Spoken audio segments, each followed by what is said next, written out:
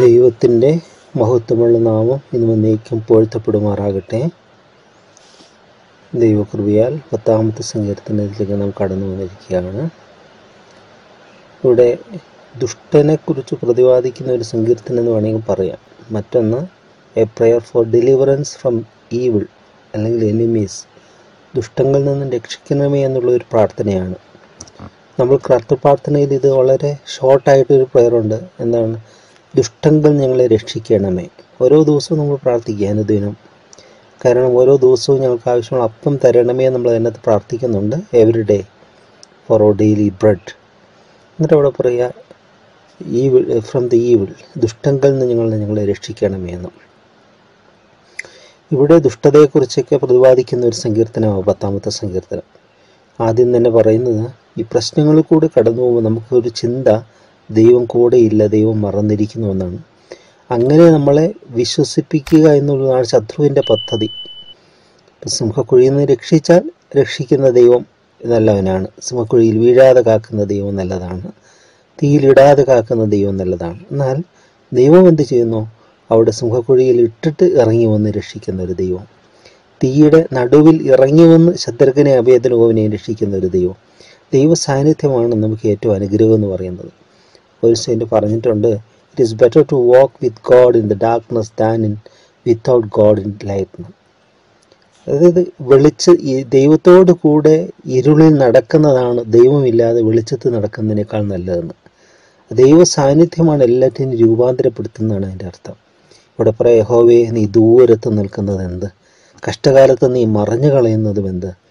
ദുഷ്ടൻ്റെ അഹങ്കാരത്താൽ എളിയവൻ തപിക്കുന്നു, അവർ നിരൂപിച്ച ഉപായങ്ങളാൽ അവർ തന്നെ പിടിപെടട്ടെ. പലപ്പോഴും ഈ ഫുട് പ്രിൻസ് എന്ന് പറയുന്ന ഒരു കവിത ഉണ്ട്, നമുക്ക് കേട്ടിട്ടുണ്ടായിരിക്കാം. അതിനകത്ത് പറയുന്നത് ഒരു വ്യക്തിയുടെ ജീവിതത്തെ പൂർവ്വകാലങ്ങളിലേക്ക് തിരിഞ്ഞു നോക്കാൻ ദൈവം പ്രേരിപ്പിക്കുകയാണ്. അപ്പോൾ ഒരു കടലോരത്തുകൂടെ 4 കാൽപാദങ്ങൾ ഇങ്ങനെ ചലിച്ച് പോവുകയാണ്. ഉടനെ ഈ വ്യക്തി ചോദിക്കുകയാണ്, അത് ആരൊക്കെയാണ്? ഞാൻ നിൻ്റെ കൂടെ നടന്ന കാലങ്ങളാണ്, സന്തോഷത്തിൻ്റെ നാളുകൾ, നിൻ്റെ അനുഗ്രഹത്തിൻ്റെ നാളുകൾ, ഞാൻ നിന്നോടുകൂടെ ഉണ്ടായിരുന്നു. അത് കാൽപാദങ്ങൾ ഇങ്ങനെ പോവുക. അപ്പോൾ ആദ്യം കാണിക്കുന്ന അനുഗ്രഹത്തിൻ്റെ നാളുകളാണ്. അപ്പോൾ 4 കാൽപാദങ്ങളുണ്ട്. അത് 2 ആ വ്യക്തിയുടെ, 2 യേശുവിൻ്റെ.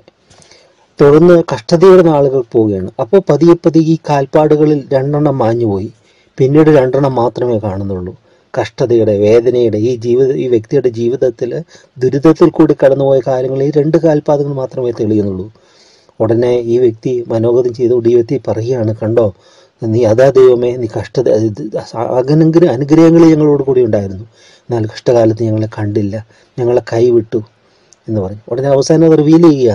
അപ്പോൾ ദൈവം ചോദിക്കുകയാണ്, ആ നന്മയുടെ നാളുകൾ 4 കാൽപാദങ്ങൾ നിൻ്റേതും എൻ്റേതുമായിരുന്നു, എന്നാൽ കഷ്ടതയുടെ നാളിൽ നീ കാണുന്ന കാൽപാദങ്ങൾ അത് നിൻ്റേതല്ല, മറിച്ച് കഷ്ടതയുടെ നാളുകളിൽ നീ എൻ്റെ കൈകളിലായിരുന്നു എന്നാണ് പറയുന്നത് അവിടെ.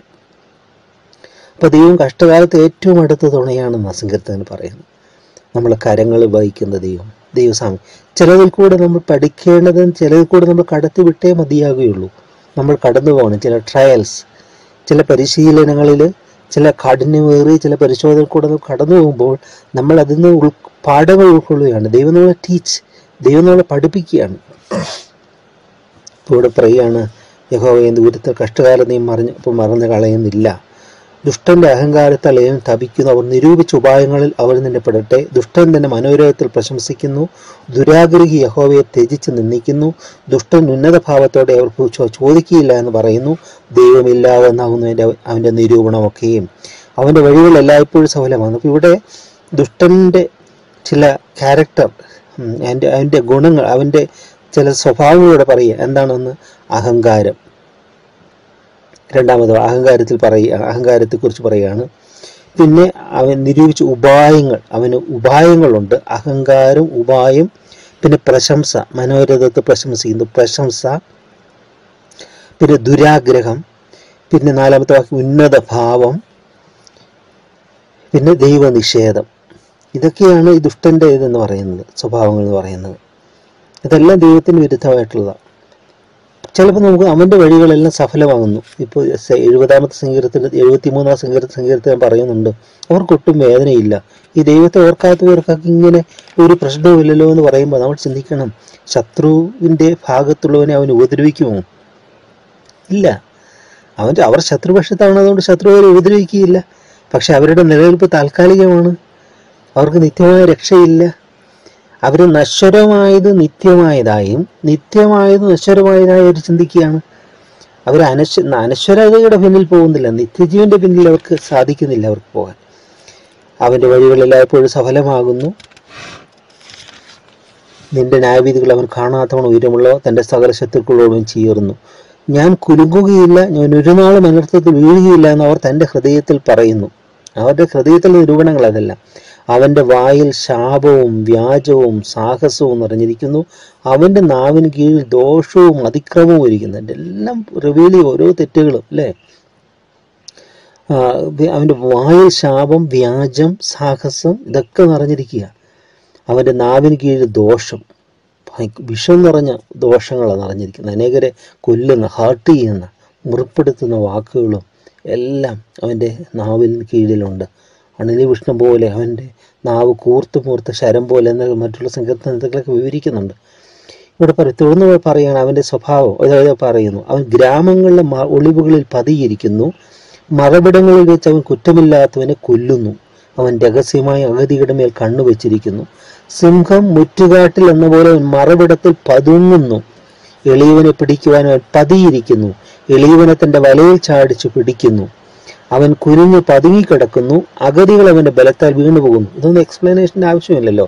സിംഹം എങ്ങനെ ഒരു ഇരയെ പിടിക്കാൻ ഇങ്ങനെ പതുങ്ങിക്കിടക്കുന്നു, മുറ്റുകാട്ടിൽ പതുങ്ങിക്കിടക്കുന്ന പോലെ ഇവൻ പതുങ്ങിക്കിടക്കുക. ആരെയാണ് വീഴിക്കേണ്ടത്, ആരെയാണ് തെറ്റിക്കേണ്ടത്, ആരെയാണ് നശിപ്പിക്കേണ്ടതെന്ന് ഓർത്തുകൊണ്ട് ഈ ദുഷ്ടൻ എന്ന് പറയുമ്പോൾ ദുഷ്ടനാകുന്ന ശത്രുവാകുന്ന സാത്താനെ ഓർക്കണം. ആ സാത്താനാണ് മറ്റുള്ള കൂടെയൊക്കെ പ്രവർത്തിക്കുന്നത്. ഇവിടെ പുറത്തുനിന്ന് പറയുന്നു. ഇനി അവിടെ പറയുന്ന 11-ാമത്തെ വാക്യം, ദൈവം മറന്നിരിക്കുന്നു, അവൻ തൻ്റെ മുഖം മറച്ചിരിക്കുന്നു, അവൻ ഒരു നാളും കാണുകയില്ല എന്ന് അവൻ ഹൃദയത്തിൽ പറയുന്നു. ദൈവമൊന്നും കാണത്തൊന്നുമില്ല, ദൈവമൊന്നുമില്ല എന്നാണ് അവൻ ആദ്യം നിരൂപിക്കുന്നത്. പിന്നെ പറയാം ഉണ്ടെങ്കിലും കാണത്തൊന്നുമില്ല. ദൈവം ഒരു കഴിവുകെട്ടവെന്നാണ് ഈ ദുഷ്ടൻ ചിന്തിക്കുന്നത്. അപ്പോൾ ഇവിടെ ദാവീദ് പ്രാർത്ഥിക്കുക. 12-ാമത്തെ വാക്യം, യഹോവേ എഴുന്നേൽക്കണമേ, ദൈവമേ തൃക്കൈ ഉയർത്തണമേ, എളിയവരെ മറക്കരുതേ. ദുഷ്ടൻ ദൈവത്തെ നിന്ദിക്കുന്നതും നീ ചോദിക്കുകയില്ല എന്ന് തൻ്റെ ഉള്ളിൽ പറയുന്നതും എന്തിന്? കണ്ടു, ദുഷ്ടൻ ദൈവത്തെ നിന്ദിക്കുകയാണ്, അവൻ ചോദിക്കുകയില്ല എന്ന് പറയാം. നീ അത് കണ്ടിരിക്കുന്നു, തൃക്കൈ കൊണ്ട് പകരം ചെയ്യുവാൻ ദോഷത്തെയും പകയെയും നീ നോക്കി കണ്ടിരിക്കുന്നു. അഗതി തന്നെത്താൻ നിങ്ങൾ ഏൽപ്പിക്കുന്നു, അനാഥന് നീ സഹായിയാകുന്നു. ദുഷ്ടന്റെ ഭുജത്തെ ഒടിക്കണമേ, ദോഷിയുടെ ദുഷ്ടത ഇല്ലാതെയാകുവോളം അതിന് പ്രതികാരം ചെയ്യണമേ. ഇപ്പോൾ ദുഷ്ടനെതിരായിട്ടുള്ള പ്രാർത്ഥനയാണ്. യഹോവ എന്നേക്കും രാജാവാകുന്നു, ജാതികൾ അവൻ്റെ ദേശത്ത് നശിച്ചു പോയിരിക്കുന്നു. ഭൂമിയിൽ നിന്നുള്ള മർത്യനെ ഭയപ്പെടുത്താതിരിക്കുവാൻ നീ അനാഥനും പീഡിതനും ന്യായപാലനം ചെയ്യേണ്ടതിന്. യഹോവേ, നീ സാധുക്കളുടെ അപേക്ഷ കേട്ടിരിക്കുന്നു, അവരുടെ ഹൃദയത്തെ നീ ഉറപ്പിക്കുകയും നിന്റെ ചെവി ചായച്ചു കേൾക്കുകയും ചെയ്യുന്നു. ഈ ദുഷ്ടങ്കിൽ നിന്നുള്ള വിടുതലിനുള്ളതായ പ്രാർത്ഥനയാണ് നമ്മൾ മുഴുവൻ ഇതിനകത്ത് ഭൂരിഭാഗം കാണുന്നത്, അല്ലേ? ദുഷ്ടങ്ങൾ നീ രക്ഷിക്കണമേ, സാധുക്കളെ നീ വീണ്ടുകൊള്ളണമേ, നിസ്സാരരായവരുടെ അപേക്ഷ നീ തള്ളിക്കളയരുത്. സങ്കീർത്തനങ്ങളിലൊക്കെ നമ്മൾ കാണുന്നത് ഓരോന്നും ഓരോ പ്രതിസന്ധികളിലും പ്രശ്നങ്ങളിലുമൊക്കെ ദൈവത്തിലാണ് ആശ്രയിക്കുന്നത്, സ്വന്തം ശക്തിയിലല്ല. ദൈവത്തിലേക്ക് വന്നെല്ലാം ദൈവത്തോട് ഷെയർ ചെയ്യുകയാണ്. നമ്മൾ ചിന്തിക്കുക, നമ്മുടെ വേദനകളൊക്കെ ഏറ്റവും ഇൻറ്റിമേറ്റ് ആയിട്ടുള്ള വ്യക്തികളുടെ അടുത്ത് പറഞ്ഞാൽ പോലും അവർക്കൊന്നും ചെയ്യാൻ സാധിക്കുന്നില്ല. ഒരാശ്വാസം നമുക്ക് കിട്ടിയെന്ന് തോന്നും, പക്ഷെ മറ്റൊരു കാര്യം കൂടി അവനും ഇത് അറിഞ്ഞല്ലോ എന്ന് തോന്നും, അല്ലേ? ചില രഹസ്യങ്ങൾ ചിലതെല്ലാം നമ്മൾ വിങ്ങിപ്പൊട്ടുന്ന വേദനകളെല്ലാം പറയുമ്പോൾ അത് അവൻ എത്രത്തോളം നമ്മളോട് കൂടെ നിൽക്കുമെന്ന് ആർക്കറിയാം. അതുകൊണ്ട് മുക്കിൽ ജീവശ്വാസമുള്ളവന് വിശ്വസിക്കുന്ന തിരുവെഴുത്ത് പറയുമ്പോൾ നമുക്ക് വിശ്വസിക്കാവുന്നവനും കൊള്ളാകുന്നവനും ഇത് പാട്ടുണ്ടല്ലോ, what a friend we have in Jesus. യേശുക്രിസ്തു എത്ര നല്ലൊരു സ്നേഹിതനുണ്ട്, എല്ലാം അവനിലുണ്ട്. നല്ല സ്നേഹിതനുണ്ട്, നല്ല പിതാവാണവൻ, നല്ല മാതൃ സ്നേഹമാണവൻ.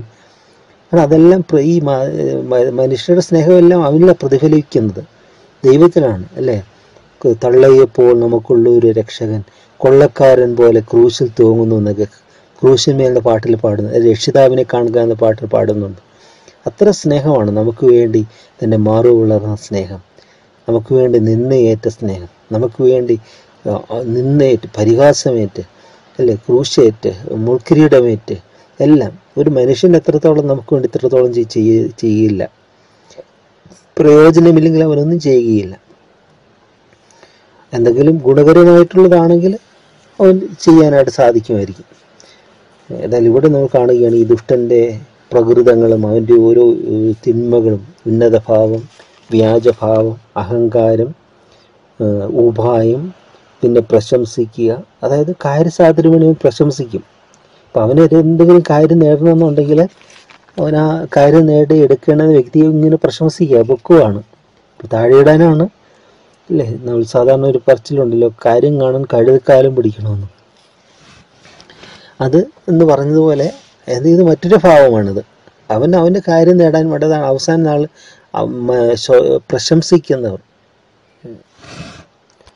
കർത്താവിൻ്റെ വരവിനെക്കുറിച്ച് ഹാനോക്ക് പ്രവചിക്കുമ്പോൾ യൂദായുടെ ലേഖനത്തിൽ 14 വാക്യം മുതൽ പറയുന്നുണ്ട്, ആദാം മുതൽ 7-ാമനായ ഹാനോക്കും ഇവരെക്കുറിച്ച് ഇതാ കർത്താവ് എല്ലാവരെയും വിധിപ്പാനും അവർ അഭക്തിയോടെ ചെയ്ത ഭക്തിവിരുദ്ധമായ സകല പ്രവൃത്തികളും നിമിത്തം ഭക്തികെട്ട പാപികൾ തൻ്റെ നേരെ പറഞ്ഞ സകല നിഷ്ഠൂരങ്ങൾ നിമിത്തവും ഭക്തികെട്ടവരെയൊക്കെയും ബോധം വരുത്തുവാനും 1000 വിശുദ്ധന്മാരോടുകൂടെ വന്നിരിക്കുന്നു എന്ന് പ്രവചിച്ചു. ഈ ദുഷ്ടന്മാരെക്കുറിച്ച്, ഭക്തികെട്ടവരെക്കുറിച്ച് പറയുന്നത് എന്താ? അവർ പിറുവിറുപ്പുകാരും, 16-ാമത്തെ വാക്യം, അവർ പിറുവിറുപ്പുകാരും തങ്ങളുടെ ഗതിയെക്കുറിച്ച് ആവലാതി പറയുന്നവരുമായി സ്വന്തം മോഹങ്ങളെ അനുസരിച്ച് നടക്കുന്നു. അവരുടെ വായ് വമ്പു പറയുന്നു, കാര്യസാധ്യത്തിനായി അവർ മുഖസ്തുതി പ്രയോഗിക്കുന്നു. അതാണ് അവിടെ പറയുന്നത്. കാര്യസാധ്യത്തിനായി അവർ വമ്പു പറയുന്നു, പിന്നെ കാര്യസാധ്യത്തിനായി മുഖസ്തുതി പ്രയോഗിക്കുന്നു.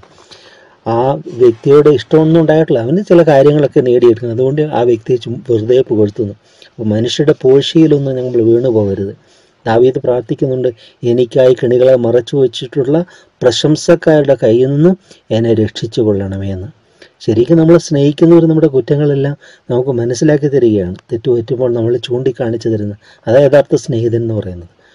എന്നാൽ അതെല്ലാം മറച്ചു വെച്ചുകൊണ്ട് ഇല്ലാത്തതെല്ലാം നമ്മളെ പറഞ്ഞ് ദുഷ്പ്രശംസ ചെയ്യുന്നവർ, അതായത് എനിക്ക് കെണികൾ, പ്രശംസക്കാർ കെണികൾ മറച്ചു വെച്ചിട്ടുണ്ടെന്നാണ് പറയുന്നത്. ഏതായാലും ഇവിടെ ഈ ഓരോന്നും, ശാപം അവൻ്റെ വായിലുണ്ട്, വ്യാജമുണ്ട്, സാഹസമുണ്ട്, നാവിന് കീഴിൽ ദോഷമുണ്ട്, അതിക്രമമുണ്ട്. എന്നാൽ ഒരു ദൈവ ജീവിതം എന്തായിരിക്കും? ഇതിന് നേരെ വിപരീതമായിരിക്കണം. ഉന്നത ഭാവമല്ല, നമുക്ക് താഴ്മയാണ്, എളിമയാണ്, ഭോഷ്കല്ല, സത്യമാണ്, വിശുദ്ധിയാണ്, നിർമ്മലതയാണ്, സ്നേഹമാണ്. ഇതെല്ലാം നമ്മുടെ ജീവിതത്തിലേക്ക് വരേണ്ടിയിരിക്കുന്നു. നമ്മുടെ ജീവിതത്തിൽ ഇതൊക്കെയാണ് നമ്മുടെ ഹൃദയത്തിൽ, നമ്മുടെ ജീവിതത്തിൽ ഒഴിവാകേണ്ടത്. ദൈവഭക്തിയുടെ, അത് ഭക്തിയുടെ വേഷമല്ല, യഥാർത്ഥ ഭക്തരായിട്ട് ജീവിക്കാനായിട്ട് നമുക്ക് സാധിക്കണം. അതിന് നമുക്ക് ദൈവത്തിൻ്റെ കൃപ കൂടിയേ പറ്റുകയുള്ളൂ. ഏതായാലും ഇവിടെ പറയുകയാണ്, ദൈവം അനാഥന് സഹായിയാകുമെന്നാണ് പറയുന്നത്. ദുഷ്ടനെ അനാഥനും പീഡിതനും ന്യായപാലനം ചെയ്യുന്നൊരു ദൈവം. 18-ാമത്തെ വാക്ക് അവസാനം പറയുന്നു, യഹോവേ നീ സാധുക്കളുടെ അപേക്ഷ കേട്ടിരിക്കുന്നു, അവരുടെ ഹൃദയത്തെ നീ ഉറപ്പിക്കുകയും നിന്റെ ചെവി ചായ്ച്ച് കേൾക്കുകയും ചെയ്യുന്നു. ഈ നല്ല ദൈവത്തിൻ്റെ സന്നിധിയിലെ നമ്മളെ തന്നെ സമർപ്പിക്കാം. ശക്തനായവൻ എനിക്ക് വലിയവ ചെയ്തിരിക്കുന്നു, അവൻ്റെ നാമം പരിശുദ്ധം തന്നെയെന്ന് കർത്താവെ അവിടുത്തെ സർവ്വശക്തിയിൽ ആശ്രയിച്ചു കൊണ്ട് പാടിയ ആ സംഗീതം പോലെ ഞങ്ങളുടെ ജീവിതത്തിലും ഓരോ പ്രതിസന്ധികളിലും ദുഷ്ടൻ്റെ എതിർപ്പുകളിലും ഒക്കെ ഞങ്ങൾ ഒരിക്കലും നീ ഞങ്ങൾ അകലാത്ത ദൈവമാണെന്നും ഞങ്ങളോട് കൂടെയുണ്ടെന്നും ഞങ്ങളെ പരിശീലിപ്പിച്ച് ആ ദുഷ്ടൻ്റെ തന്ത്രങ്ങൾ ഞങ്ങളെ രക്ഷിച്ച് ഞങ്ങളെ അവനെ മനസ്സിലാക്കുവാനാണ് എന്ന് ഞങ്ങൾ തിരിച്ചറിയുന്ന കർത്താവെ, ഞങ്ങളെ കൈവിടാത്ത നല്ല ദൈവമാണ് നീ. തീയിലിടാതെ കാക്കുന്ന ദൈവമല്ല എന്നും തീയിലിട്ടിട്ട് കാക്കുന്ന ദൈവമാണെന്നും, സിംഹക്കുഴിയിലിടാത്ത ദൈവമല്ലെന്നും സിംഹക്കുഴിയിലിട്ടാലും അതിലിറങ്ങി വന്ന് സിംഹങ്ങളുടെ വായടച്ച് ഞങ്ങളെ രക്ഷിക്കുന്ന ദൈവമാണെന്നും ഞങ്ങൾ തിരിച്ചറിയുന്നു. ഇപ്രകാരം സഹായിപ്പാൻ കഴിയുന്നത് വേറെ ആർക്കും കഴിയില്ല നിങ്ങൾ തിരിച്ചറിയുന്നു. ഞങ്ങളെ സമ്പൂർണ്ണമായ അവിടുത്തെ സർവ്വശക്തിയെ ഞങ്ങൾ സമർപ്പിക്കുന്നപ്പാ. നല്ല ദൈവമേ, നല്ല സ്നേഹമേ, അവിടുത്തെ കൃപയെ ഞങ്ങളെ പൊതിയണമേ, രക്തത്തെ ഞങ്ങൾ മറച്ചു കൊള്ളണമേ, അവിടെ ദിവ്യ സ്നേഹം കൊണ്ട് ഞങ്ങളെ നിറയ്ക്കണമേ കർത്താവേ. നിൻ്റെ ദിവ്യ സ്വഭാവം ഞങ്ങളിലേക്ക് പകരണമേ കർത്താവേ. ഞങ്ങളുടെ ഓരോ പ്രവൃത്തിയിലും ചലനത്തിലും വാക്കിലും എല്ലാം ദൈവീകത നിഴലിടുവാൻ തക്കവണ്ണം ദൈവത്തിൻ്റെ പരിശുദ്ധാത്മാവ് ഞങ്ങളെ നിറയ്ക്കണമേ. പരിശുദ്ധാത്മാവിൽ ഞങ്ങളെ വളർത്തണമേ. പരിശുദ്ധാത്മ ഫലങ്ങളിൽ ഞങ്ങളിൽ സമൃദ്ധിയായി ഉളവാകാൻ കൃപ ചെയ്യണമേ എന്ന് പ്രാർത്ഥിക്കുന്നു. അപ്പോൾ എപ്പോഴും നിൻ്റെ സാന്നിധ്യം ഞങ്ങൾക്ക് തരണമേ. നിൻ്റെ സാന്നിധ്യമാണ് ഏറ്റവും മഹത്തരമായി നിങ്ങൾ തിരിച്ചറിയുന്നപ്പാ. നീ ഞങ്ങളോട് കൂടെ, ഞങ്ങൾക്കൊന്നിനെയും ഭയക്കേണ്ടല്ലോ. എല്ലാം തിരുനാമഹത്വത്തിനാക്കി മാറ്റണമേ. പിതാവിൻ്റെയും പുത്രനെയും പരിശുദ്ധാത്മാവിനാവും മഹിമപ്പെടുവാനായിട്ട് തന്നെ. ആമേൻ.